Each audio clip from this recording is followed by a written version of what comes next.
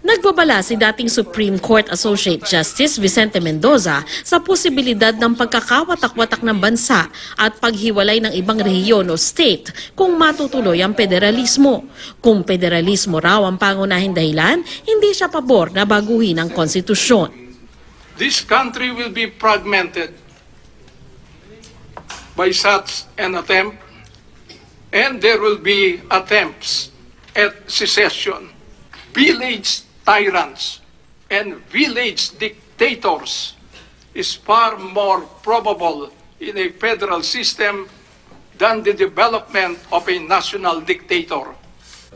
Si Attorney Christian Monsod, isa sa framers ng 1987 Constitution, tutol din sa pag-amyenda sa saligang batas. Isa sa pinunto niya, ang aniyay mahaba at komplikadong transition mula sa kasalukuyang sistema patungo sa federalismo. Puna niya, nakadisenyo umano ang panukala ng PDP laban para sa posibleng pananatili sa pwesto ng Pangulo. We need a president to ensure that there is no gridlock in our political system. I believe that the president being referred to is President Duterte.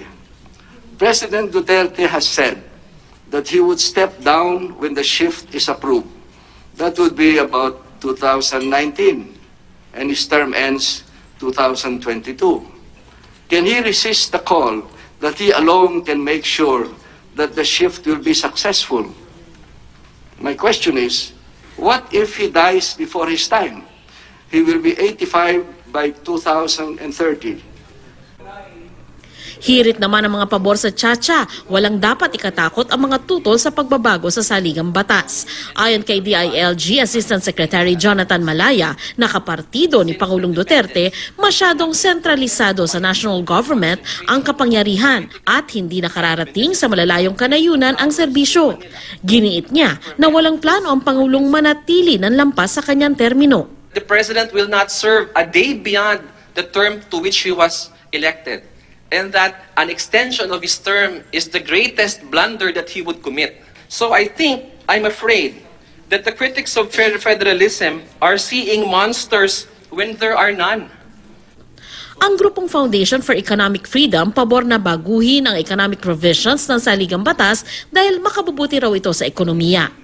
Imbitado rin sa pagdinig ang League of Provinces and League of Cities, miyembro ng ACADIM at ilang eksperto mula sa Mindanao. Yung mga tao po sa ating centralized form of government, they will never yield that power of the purse, no? The power of the purse to local government. Hindi ho nila ibibigay yan. Let's give charter change a chance. Hanggat merong political dynasty, system of corruption, and the same political and economic relations that exist today will exist tomorrow. Hindi tayo aangat sa kahirapan, Mr. Chair, kahit 10 beses natin palitan ang konstitusyon.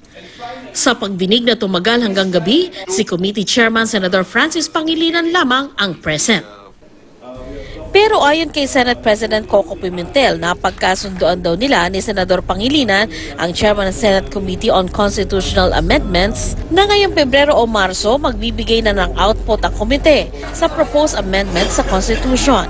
Nangako naman daw si Pangilinan na hindi uupuan o haharangin ang panukalang baguhin ang konstitusyon tungo sa federalismo. Kung hindi, if for example there is bad faith, we can detect some bad faith, we can always change the chairmanship of the committee. Pero si Senador Richard Gordon naniniwalang hindi na kailangan pang-amyendahan ang 1987 Constitution. Tapos taas ang kamay na nagugutom, taas ang kamay na gusto na umuwi, and then bibilangin. Kaya nangyari noong 1971 at noong 1987, hindi naman naintindihan ng tao kung ano yung binobote nila. Ang sabi ko, kung mag-a-amend tayo, yun lang economic provisions, sapagkat yun magpapaluwag ng mga investor dito sa ating bayan. Pero inti-intiin natin yung pag-amend. Suportado naman ng Liga ng Barangay sa 5 lalawigan sa Calabar Zone ang federalismo. Sa ilalim ng Binuong Barangay for Federalism Movement, nagbigay sila ng resolusyon kay House Speaker Pantaleon Alvarez bilang pagpapakita ng suporta sa federalismo. Sandra Aguinaldo, GMA News.